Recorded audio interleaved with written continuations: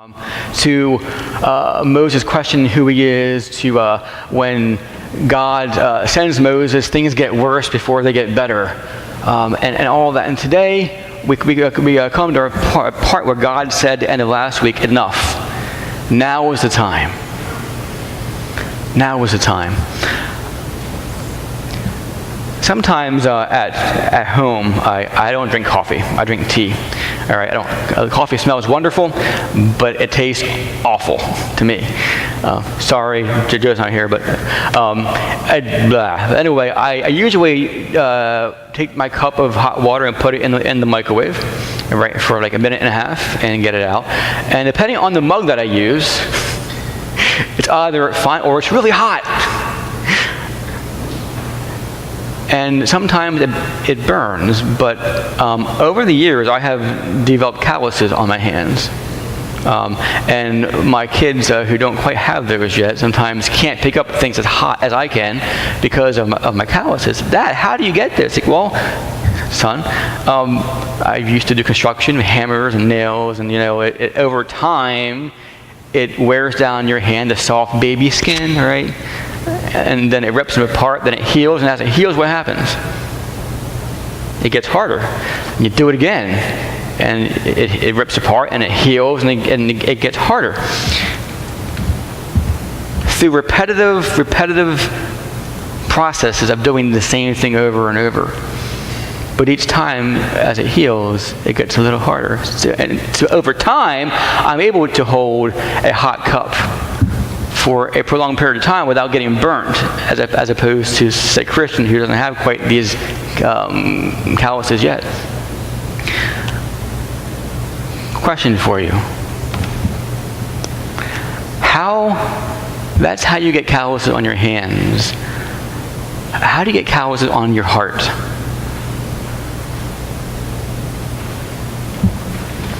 How do you get calluses on your heart? Yeah, one, two.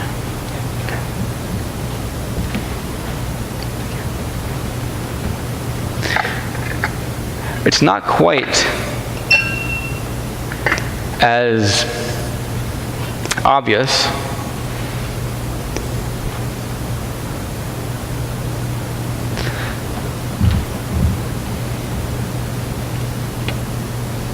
Thank you. But it's the same process. Repetitive things happening over and over and over again. Situations, people hurting you, you hurting yourself, your feelings hurt. That soft, tender heart over time becomes ripped. As it heals, what happens? As it heals, what happens? It can get harder and harder, and you have a choice. And I'll use the term heal for now. As it heals, or as it mends over, there's a choice. Do you allow that hurt and the anguish to harden you? Or do you allow it to keep that soft heart? To be able to be pliable, to listen to God. All of us here, I believe, at some point have gotten hard hearts, if you want to call it stubborn or whatever else. I know nobody here is stubborn. Nobody. Except me. No one here is stubborn. I said, except me. If we turn to the book of Exodus, chapter 7, we see just how stubborn a man can be. And it's easy to cast our blame, to cast our fingers at Pharaoh for being stubborn. It's easy as we look and read through the Old Testament to say about the Israelites, what are you doing? God's right there. You saw him act. How can you behave this way? How can you worship a false God? And yet all the time, how many times have we experienced God's forgiveness and power and love? And yet what do we do time and again? Because our hearts are hard. And we can be selfish. I have a pretty extensive handout. For those who don't have one, you can raise your hand. We'll have someone grab one for you. Okay, we need at least one up here. Chris, could you grab some of these, please? I'm not going to go over this in detail because we'll be here for hours. But this is a lot of information here. That I do want to hit some points. I think Joe needs one over here, Chris. Who else needs one? Anybody else? Raise your hand. Okay, just Joan. Thank you, sir.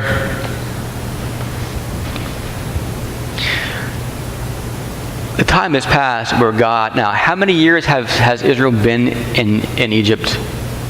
Roughly 400.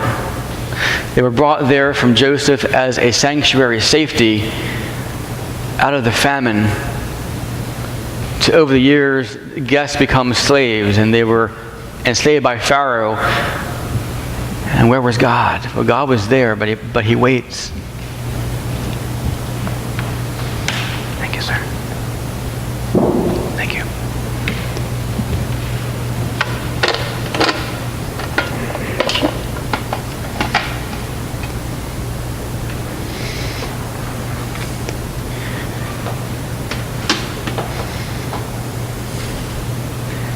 To the point in chapter 7, it's time for God to act. Time to show who he really is and how he addresses the hardness of the most powerful man on earth at this time, his heart. And how he will show the Israelites and the Egyptians and Pharaoh just who Yahweh is. Now, you look at the 10 plagues, the first 9 we're going to be talking about today. As you can read, are segmented into 3 groups, 3 sets of 3.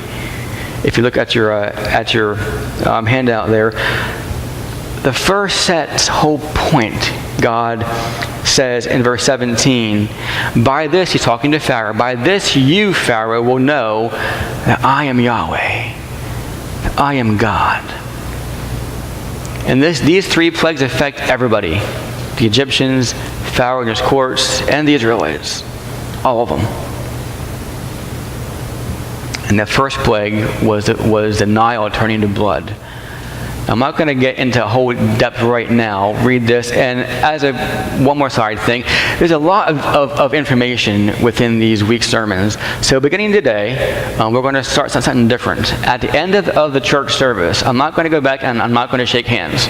All right, I'm going to stay right here. After Brian is done with the closing song and he blesses everybody to leave, I'll wait a few moments. I'll stay here and I'll take questions. All right, so if you have any questions about today's message or the prior ones, and you can just come close to stay there, and we'll just have an informal, open talk and ask questions. I may not have the answer. I'll try to, and I'll get back to you. But that way, because we're not covering nearly everything, obviously. So that's just an added thing that you can do if you so choose to. So here, the Nile turning to blood. What is the Nile? The Nile is a gigantic river in Africa, all right, that flows actually from south to north. All right. In the Egyptian culture, the Nile was the life source. It was everything. They depended on that river to flood because they got very, very, very little rain.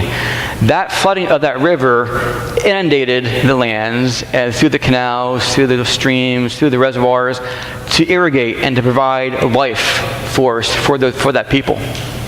They so deified and so thought that river was so important that they deified it, and they had gods who were symbolized through that by the flooding and such. So the Nile was the life force. Moses approaches Pharaoh, and in each of these 9 plagues, he goes to Pharaoh. And my people go, let us go worship you. And each and every time, Pharaoh, in one way or another, says, no, I'm not going to. Who is it? I'm not going to. Okay, you can go and worship here, but not on your terms. Okay, the men can go, but not everybody. But each time he says yes or changes his mind or just says no. Each time, no matter what the consequences were, his heart was so hardened. So God strikes at the heart of that culture. And where is that? It's God's. It's natural resources that they deified. and Pharaoh himself.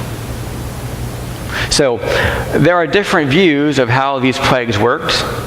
The two major ones is God did everything, which both say this.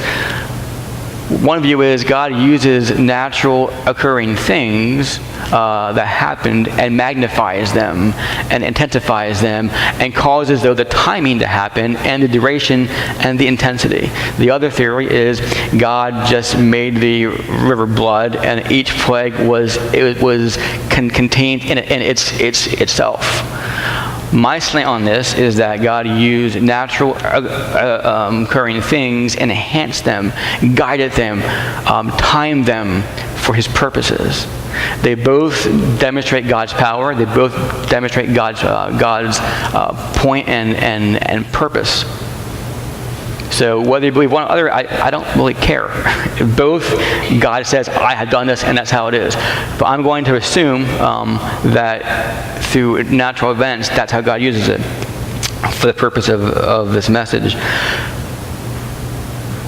God uses the overabundance flooding of the Nile this year. That was, according to this, a lot of things were just over and abundant, and the flooding came from Ethiopia, and it caused the red ground and red bacteria and algae to come up, and that basically polluted that river. It went everywhere because that's what the Nile does, and it turned blood. It turned like blood.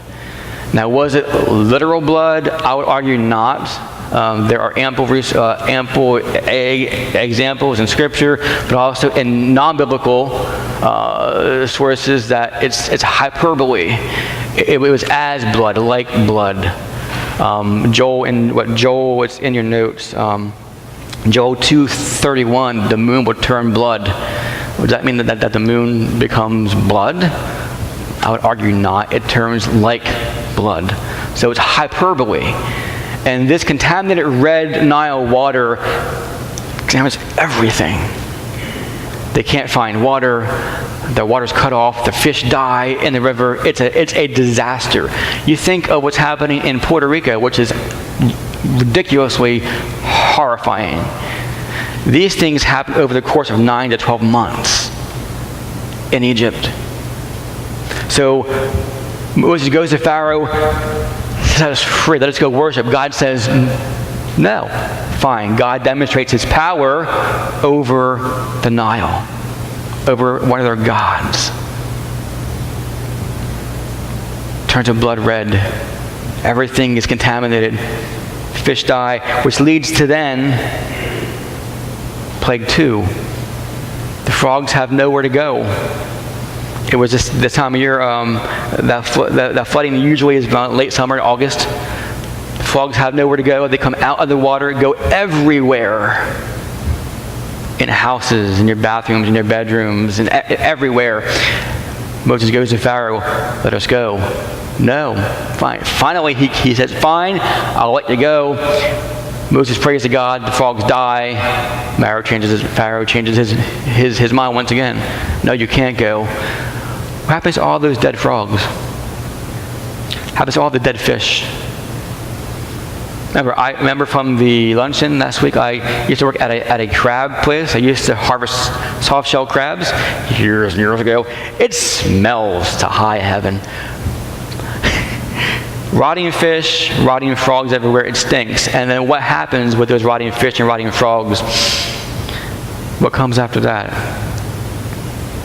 Insects, diseases. So you have in plague 3, gnats, probably meant mosquitoes. There's a Hebrew translation thing there. But as the Nile recedes and there's pools of this water left behind, what's that breed? Mosquitoes. Again, all of these stem from the plague from the Nile. Their source of life, God has rendered a source of death. What bigger slap in the face could God do than to say, you trust these things, you trust your gods, they're nothing. And so mosquitoes came up. And it's interesting.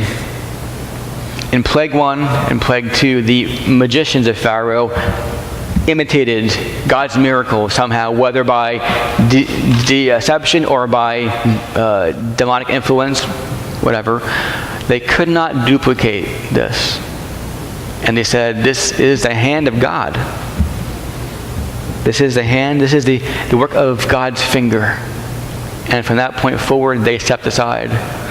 They couldn't do anything about it. Each time Pharaoh's heart was hardened.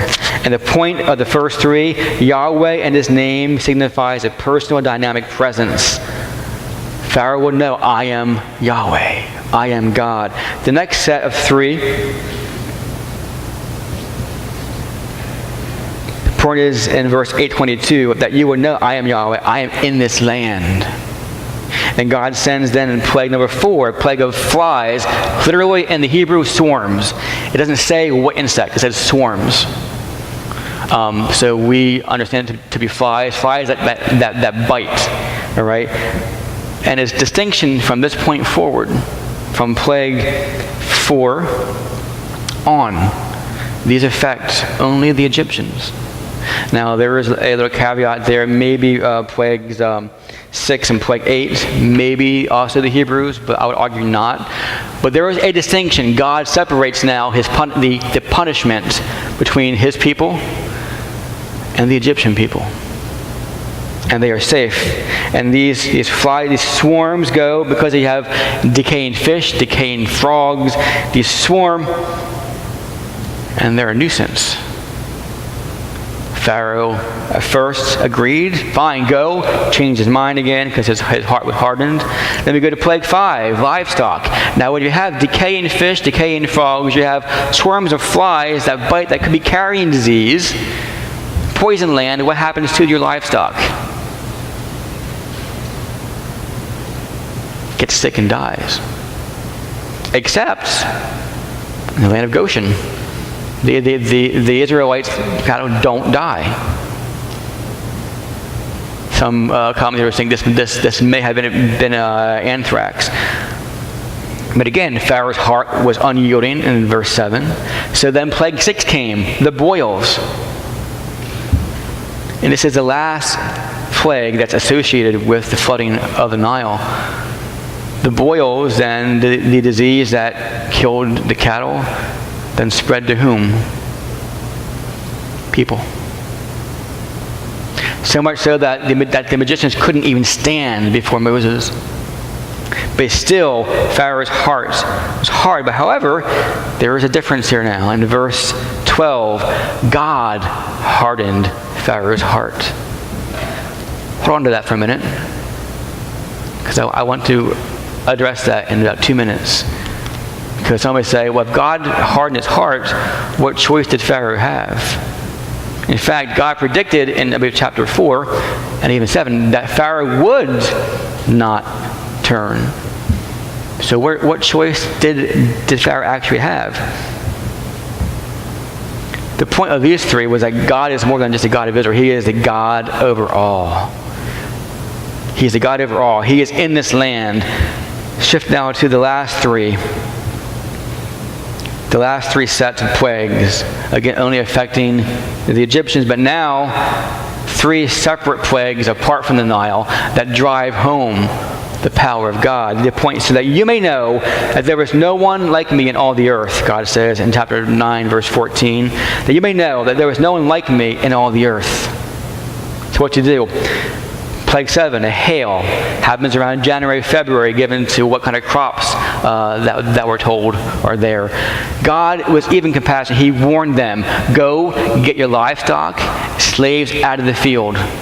This hail is going to come down. It's going to destroy everything. He warned them. Then he didn't heed the warning. It devastated everything except for the Israelites. God spared them.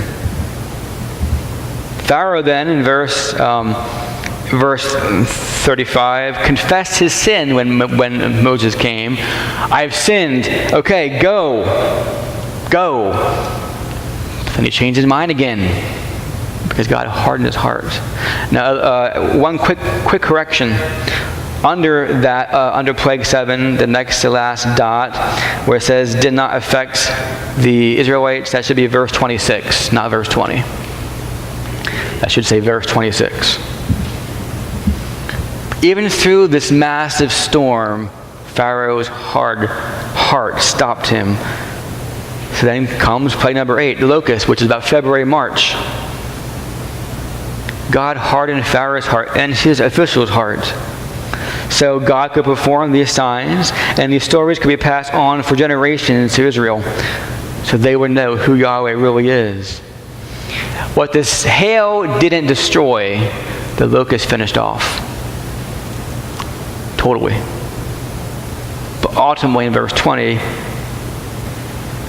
Pharaoh did not give in, because God hardened his heart, which leads to plague number 9, a darkness that was felt. We're not just talking about like an eclipse or clouds. It was felt, which leads many commentators to think it was a severe dust storm. When you have barren fields due to hail, due to locusts, when you have extra red ground that was on the earth because of the floodwaters receding, in this time of year, season, these storms come. What happens? You have more dust, more dirt. This comes, and there was a darkness that was felt for 3 days, which bad storms could last for 3 days. Sandstorms, you couldn't see anything. For those who know their ancient history, who is Egypt's primary god? Ra, or Re, the sun god. God controls even that. Ultimately, though, Pharaoh's heart was hard, and he rejects Moses' request, and Pharaoh refuses to see Moses again. That was the last time that Moses went before Pharaoh, all because Yahweh and his power are beyond compare. So there are 3 things here, 3 main points within these 9 plagues. We'll get to plague 10 next week. That's a very different one on a whole different level. Number 1, his 3 main messages: I am Yahweh. I am in this land, and there is none like me. I am Yahweh. I am in this land, and there is none like me.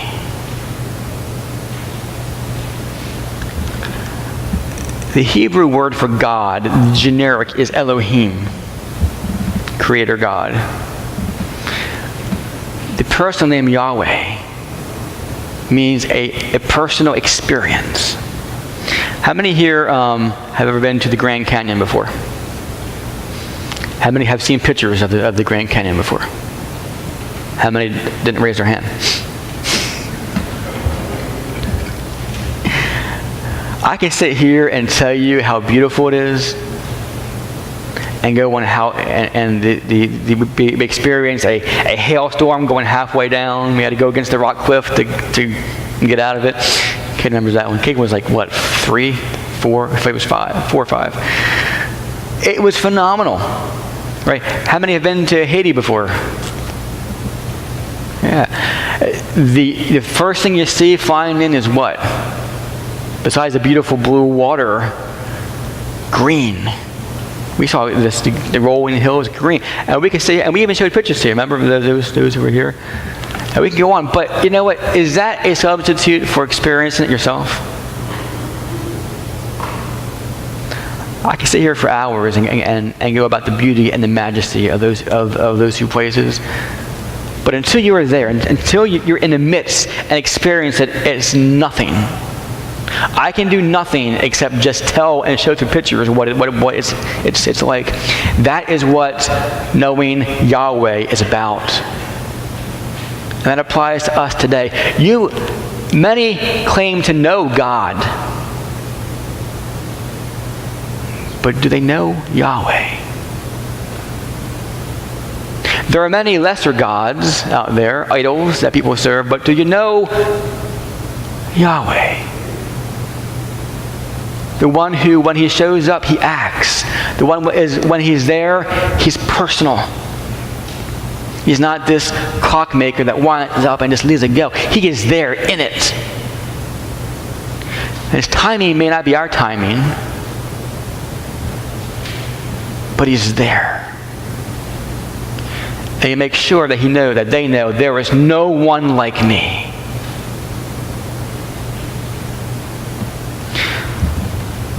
Of the 20 times in the book of Exodus, how many times do you think of those 20 times did Pharaoh harden his heart, and did God harden Pharaoh's heart? Let's take a guess. Out of 20 times, how many times do you think that God hardened Pharaoh's heart? 3. We're talking about the whole book. 10. 10 times it says. How many times then did Pharaoh harden his own heart? 10. What's that say? In these 9 plagues, who hardened the heart first for the first 5 or 6 plagues? Pharaoh. Did Pharaoh have a choice? I would say yes. Did God know his choice? I would say yes. But it still bothers me a bit, though. It does, honestly. It does. Because I'm a free will person, and God makes you do something, then what choice do you have? Until last night, I took my dog for a walk at like 9 o'clock at night, because I'm like, what is this? I prayed. And I've been reading this book for decades. And it came to me. I thank God for this. Whether I'm claiming God because I didn't know where it came from. What's the point of these plagues? Besides having Israel be set free, what are the point of these plagues? I just gave you 3 points. I am Yahweh.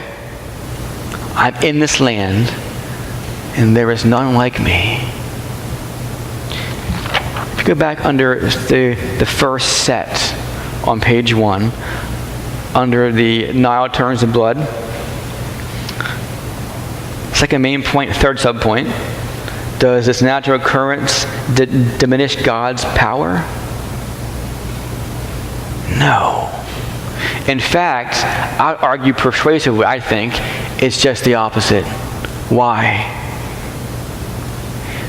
God demonstrated his power over the Egyptian gods, over the Egyptian natural resources, and who else? Pharaoh himself. God controls. God can do what he wants. So he let Pharaoh, he chose Pharaoh. In fact, a great passage here I want to read, which I think was the opening passage in Exodus 9. Somewhere around verse 13.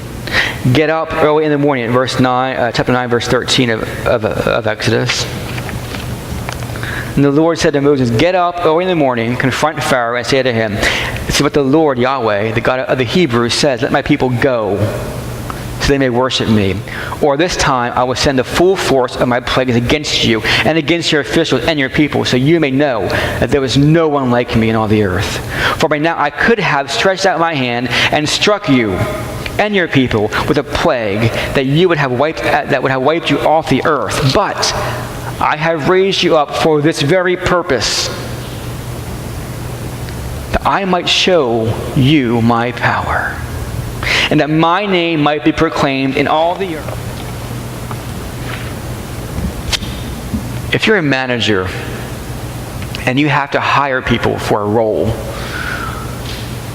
and if you're a good manager, what kind of people do you look for? If you're hiring a secretary, do you hire someone who's unorganized, who can't type? If you're a mechanic, do you hire someone who can't repair cars or is not very mechanically inclined? If you're hiring somebody for a band, do you hire somebody who's not good with a good ear? God knew who Pharaoh was. Like he knows all of us, who all of us are. In these instances, God says, Pharaoh, you're there for a purpose. I don't diminish your choice, but I know what you're going to choose. But you have my people, my firstborn, Israel, and you won't let them go. You even say that, and you're going to be punished for that. They will be set free, and I will do it. And guess what, Pharaoh? You're not God. I am Yahweh. I am in this land, and there's no one like me. So God controls the Nile. He controls the frogs and the wind that sends the gnats and the locusts. He controls the sun. He controls Pharaoh. To me, that was big last night. And like a decades-old question was answered, which is like, woo! It makes sense to me now. God respects humanity. He respects his creation. But there comes a point where he will do what he will do. Because he is Yahweh. And there was no one like him. So here's my question for us. Next week we'll get to the 10th plague, which pushes everything over the edge. And we have Passover. My question to you and to me is, what do these points mean to you? That God is Yahweh. He is a personal, a dynamic God. That he is in this land. Is he confined to just the God of Israel? Is he confined to just the land of America? You have to ask us this question. Is God on our side? Or ought we say that hopefully we're on God's side? Because that kind of determines who's in charge. What's it mean for you that God is personal? He needs to be experienced, not just studied, which is, trust me, I'm all for education. But not just studied academically or in a book, but experienced in life. Lived out, because he's in the land. And where is the temple now? Where is God's temple? In this building? In Israel? In our hearts. What's it mean? What's it mean that there is no one like him? What gods do we put above him? Check your schedule. Check your checkbook. Check your attitude. There you will see what gods you put above him. This applies to us directly today, church. What do these things mean to you, to your family, to your everyday life? How do you organize your day, your thoughts, what you do, based on God is personal? God is in this land. God is with you, in you if you're a Christian. And there was no one like him.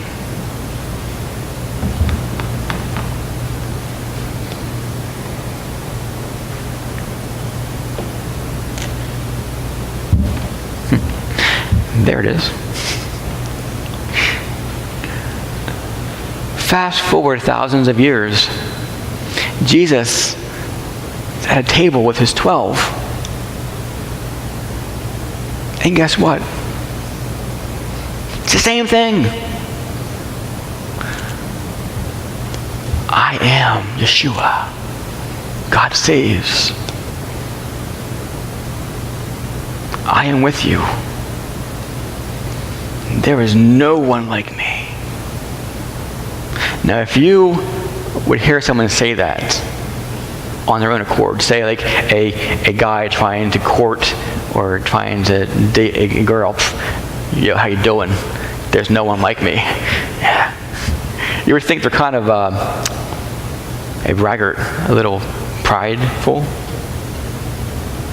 When God says it, it's not the case because it's true.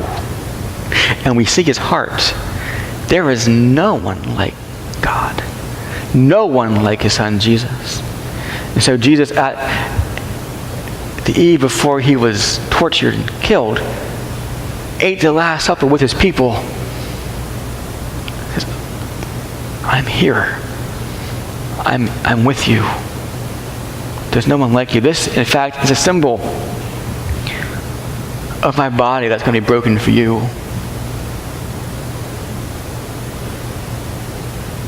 It means the same for us today, folks. There are themes throughout Scripture that carry through modern day times, us today as a church. This is one of them. God is alive, and He is here in the land. We can choose not to follow Him, and there are consequences someday. But here is a remembrance that God, expressly through Jesus, is saying, I am in the land. I have become flesh. Father, this symbolizes your flesh that you donned on, you clothed yourself in, that you are not some God that doesn't care, that just looks down no matter how bad things may seem in the world, in our own lives, in our minds, in our hearts. This bread is a symbol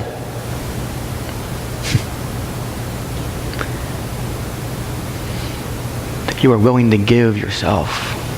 In fact, you did give yourself to redeem humanity and to redeem even me.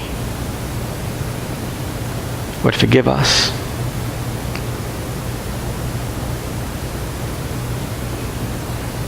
Because of our sinfulness. And thank you for the offering that, Lord, you have given to us in Jesus. Amen. So he passed the bread at that table, and he broke it and said, this is my body broken for you, church. Take and eat.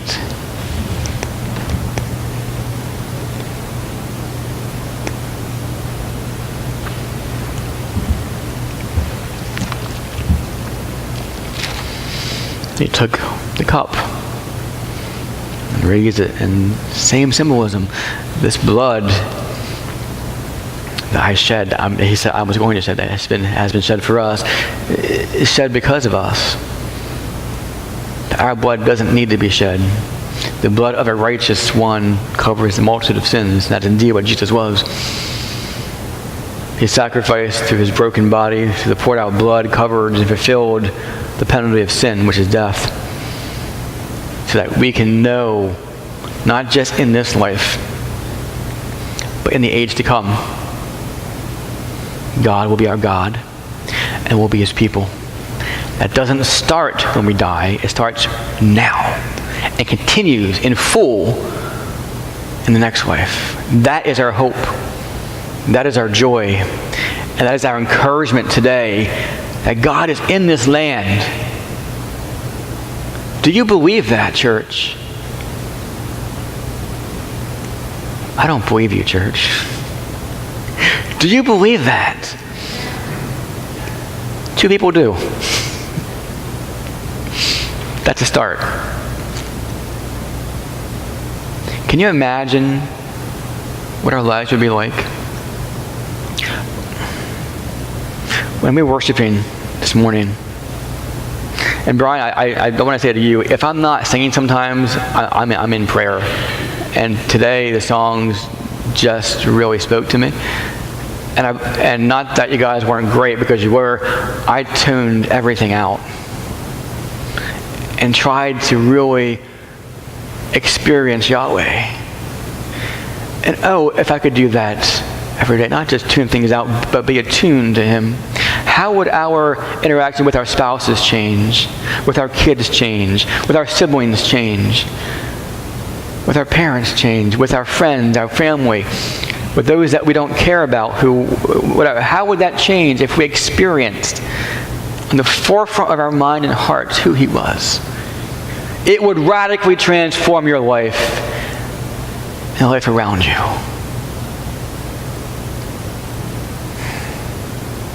Father, this cup and what's in this cup symbolizes the blood of your Son, which is life, not denial,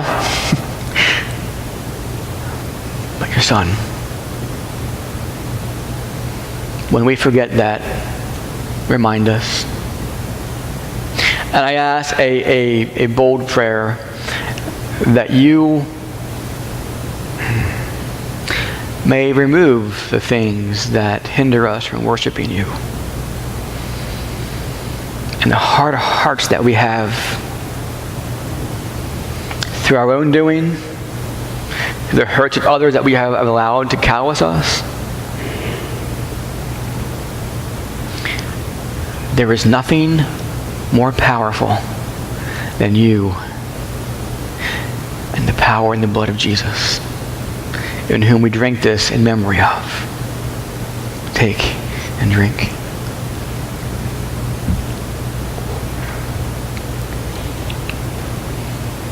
Let's pray. Father,